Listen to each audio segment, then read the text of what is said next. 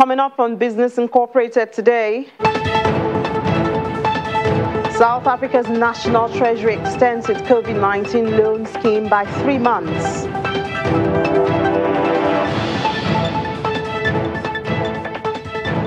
United Nations Food Agency says nearly 1 million people are going hungry in Mozambique.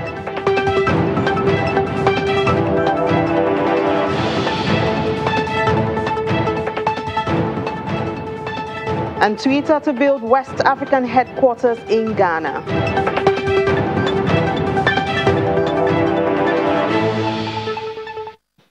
Hello and welcome to the show. I'm Ini John Mekwa. Let's get the show started with market numbers here in Africa. South Africa's JSE rose 0.6%, while the NSE Nigeria ended Monday's session negative by 0.40%. Also on the continent, the EGX 30 shaved off 1.22% at intraday, while Kenya ended Monday's session positive. It was, however, a different picture in the Middle East, where all the markets we track were negative at intraday. In the UAE, the Abu Dhabi index lost most by 1.19%, while Dubai's index declined by 0.79%. In Saudi Arabia, the index fell 0.11%, while the Qatari index was lower by 0.10%. And European markets were little change earlier today as investors monitor key economic data and the beginning of corporate earnings season. Chelsea is standing by at Frankfurt Stock Exchange for more updates. Hello, Chelsea. Welcome to the show today. Thanks, Institute shows how business morale is holding up amid Europe's third wave. Tell us more about this. Well, this new piece of economic data actually does show confidence in the German economy starting to decline. And we hadn't really seen that so far over the past, the course of this third wave of infections. Optimism among businesses, among consumers had remained quite high. That did start to change in April. So this measure of confidence taken among financial market professionals, so traders, investors, things like that, actually declined in April for the first time since November. And a large part of that decline seems to be coming from concerns that we will face a tougher lockdown here in Germany in the weeks ahead. Of course, Germany has been in some form of lockdown since November, so there have been a lot of restrictions in place. But because of the fact that infections continue to rise, the fact that hospitals continue to be overloaded and the vaccine rollout is still moving quite slowly, a lot of federal and state leaders now want to really tighten up restrictions even further. That is likely to curb both economic activity and consumer spending. So that is really why businesses are getting a little more cautious here. So China reported a surge in both imports and exports in March. China is Europe's top trading partner. How is this trade boom impacting the EU? Well, this is really the flip side to the coin that we discussed earlier. While Europe is facing this third wave, while lockdowns are being implemented, being tightened up, China and the external economy has been actually doing quite well. So Europe has continued to really see surging sales in the Chinese markets. Exports in March, according to the data released today, actually rose by about 30% to China. So that's a really big increase. In particular, some countries like Italy saw increases almost of 70–75%. So trade is doing very, very well in China right now, and this is benefiting really a lot of industries here in Europe. We've heard, for example, from German automakers that the Chinese auto market is really booming right now, but also retailers like Adidas or industrial companies like Siemens, all are really seeing China right now as the bright spot, as the economic outlook here in Europe is actually getting a little bit worse. Well, meanwhile, data also show that trade between EU and the UK recovered after January's Brexit-driven slump. What can we expect going forward? Well, some of these teething problems that UK and EU officials had warned us of seem to be abating. At the beginning of this year, whenever the UK actually finally left the European Union, we saw trade between the two really plummet. In January, there was a lot of difficulties that businesses were facing new paperwork requirements, certain transportation, logistical issues.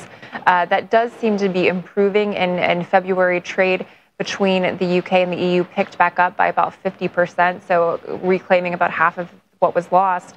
But it still hasn't really recovered to the levels that we'd seen before. The trade volumes are still about 10% lower than they were in February of last year. And companies are warning that there still are a lot of challenges ahead.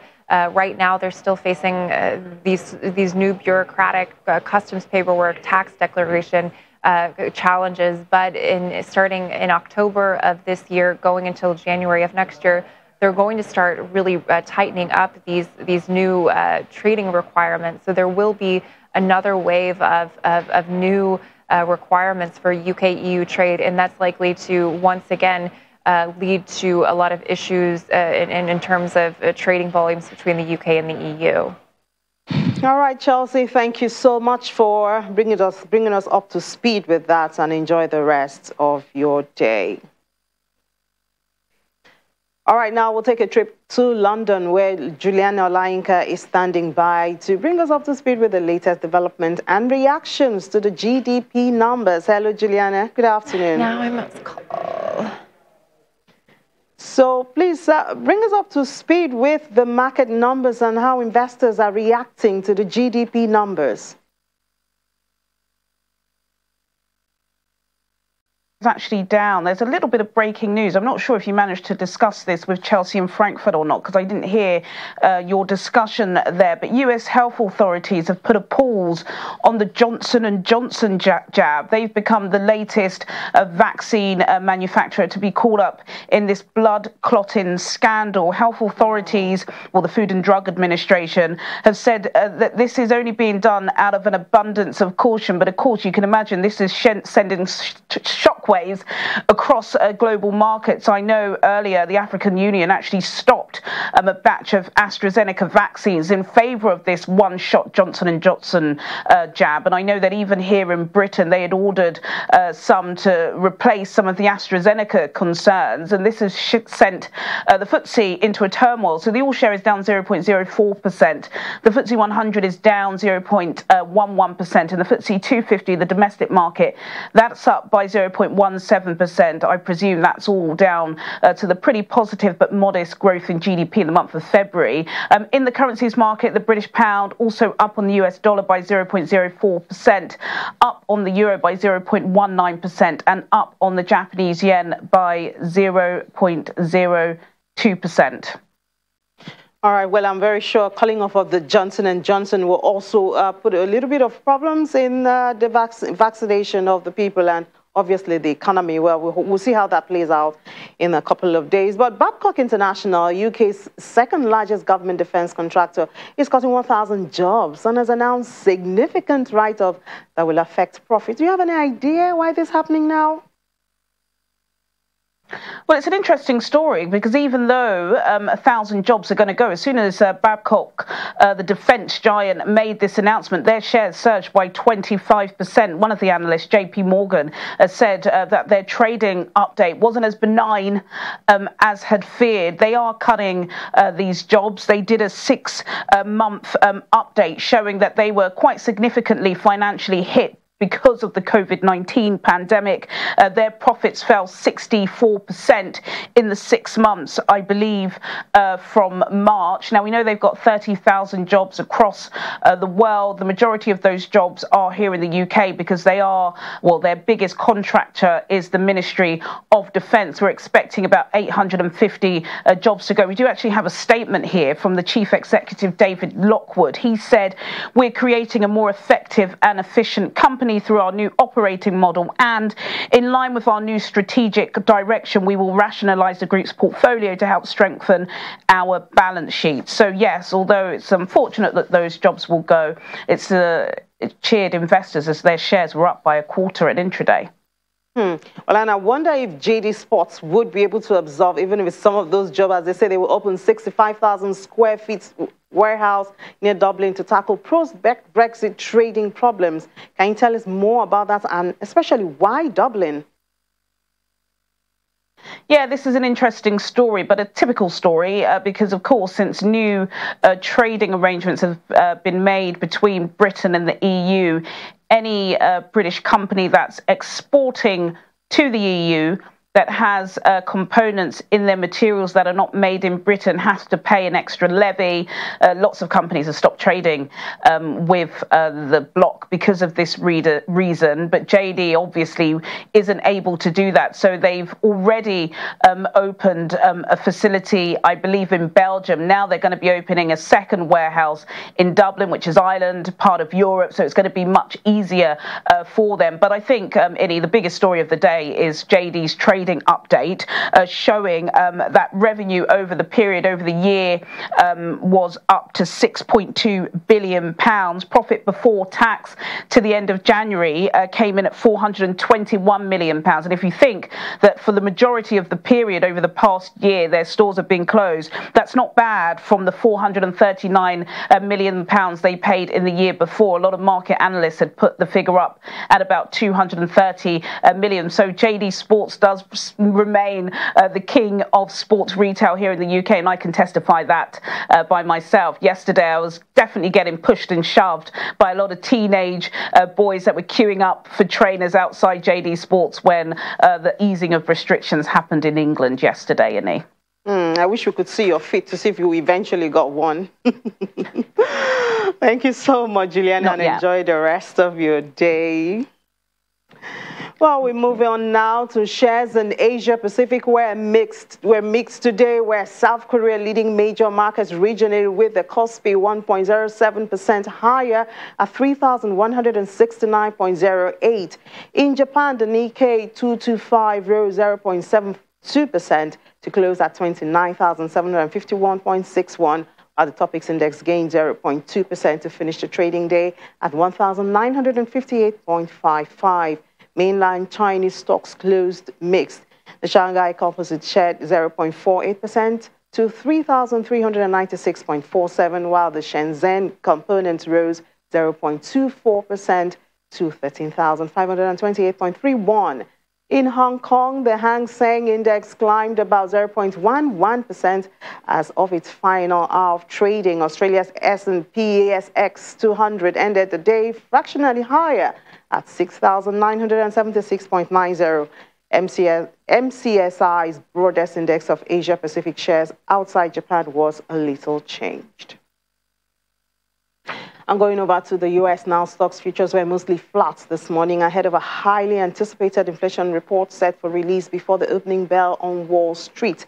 Futures tied to the Dow Jones Industrial Average gained just 19 points, while those for the S&P 500 and the Nasdaq 100 were 0.10% and 0.02% higher.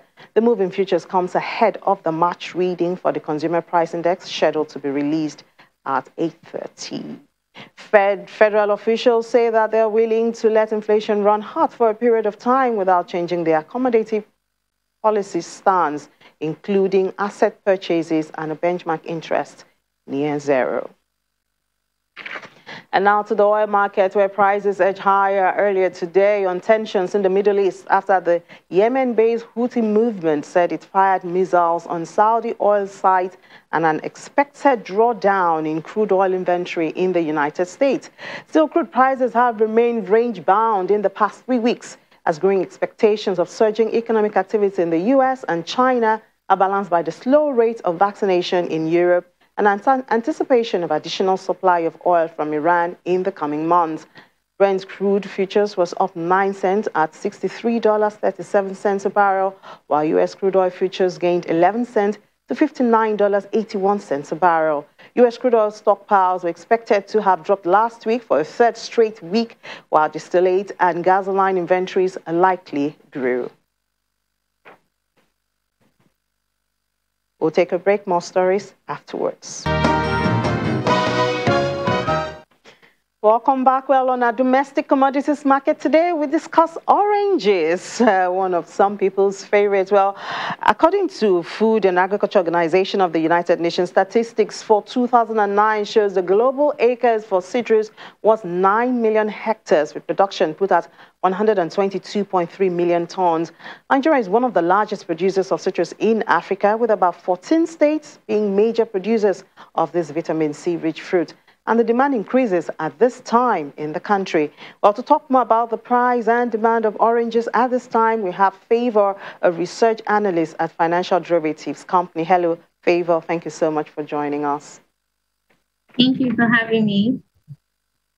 Stats today, and Nigeria is estimated to have a Muslim population of approximately 55% of the total population. Most of them observe the Ramadan fasting, which starts today and goes on for about a month. A major commodity for breaking the fast are oranges. Why is it that oranges are preferred commodity for breaking fasts?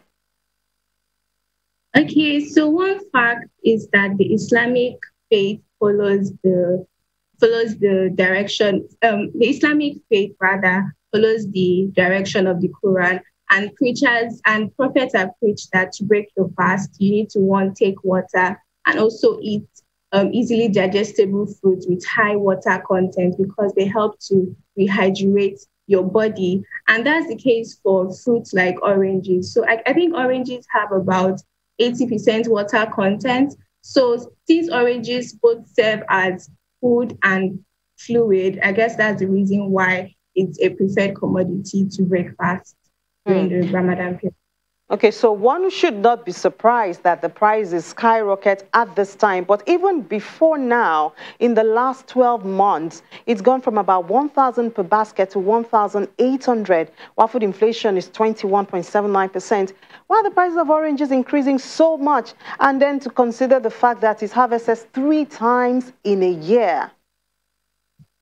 Okay, so talking about the food inflation basket, it comprises of a lot of commodities, and the increase and decrease in these commodities influence the direction of food inflation. So even, like rightly said, the oranges have increased by 80%, but we cannot categorically say that the increase is the reason why we are seeing a spike in inflation. But alongside this and other commodities as well have actually increased food inflation. But talking about the increase in orange prices, we've seen that there is a supply constraint, and which is majorly driven by insecurity. So oranges are produced in the northern and southern parts of Nigeria. And for most of 2020, we witnessed increased insecurity in that area. So a lot of farmers can't really go about their daily activities. So that has affected supply. And we also saw reduced rainfall as well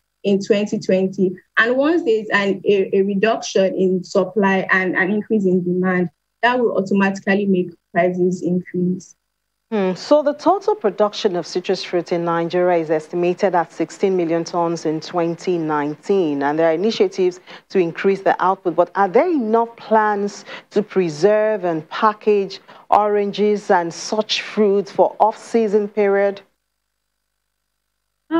Yes, there are talks about increasing cold storage facilities, which is important for fruits like oranges, which are perishable in nature and have high water content. But the reality is that to reduce post-harvest losses, rather, you would need to not just address storage problems, but you also need to address poor fertilizers. You need to address insecurity, you need to address pests and diseases as well. So aggressive investment needs to be channeled to the production of citrus fruits, and not just citrus fruits, commodities in general. That's the only way we can see increased production in these commodities. Thank you so much, Favor. Favor Oguniroye is the research analyst at Financial Derivatives Company. Thank you so much for sharing your time with us. this afternoon. Well, moving on now, the United Nations Food Agency says almost 1 million people are facing severe hunger in northern Mozambique, where hundreds of thousands of people have been forced to flee a jihadist insurgency. According to the UN, as the security situation continues to deteriorate, more than 950,000 people in the north of Mozambique are now facing severe hunger. Islamic State-linked militants have escalated attacks in Mozambique's northernmost province, Cabo Delgado, in the past year, murdering villagers, fighting the army, and seizing towns. And South Africa's National Treasury has extended its COVID-19 loan scheme by a further 3 months to July 2021. The bank loan scheme was announced by the President, Cyril Ramaphosa, last year in efforts to counter the economic impact of COVID-19. The loan scheme, which analysts say has not been as effective as many of the companies targeted, are reluctant to assume more liabilities in uncertain economic times. Just over 18 billion rand has been paid out of 200 billion rand, which was set aside for the bank loan scheme. The government has been largely criticized for not offering enough support to small businesses, especially those in hotel and tourism sector, which have been affected by the various lockdown regulations during the COVID-19 pandemic. And Twitter started building a team in Ghana with intention to create their West African headquarters in the country. Its new team, made up of 11 people, is expected to start working remotely while exploring the possibility of opening an office in Ghana in the future. The company explained its choice by the freedom of expression and internet access offered by Ghana, as well as the recent attribution to its capital, Accra, being the Secretariat of the African Continental Free Trade Area. Ghanaian President Nana Akufo-Addo has hailed this move and tweeted that this is the beginning of a beautiful partnership.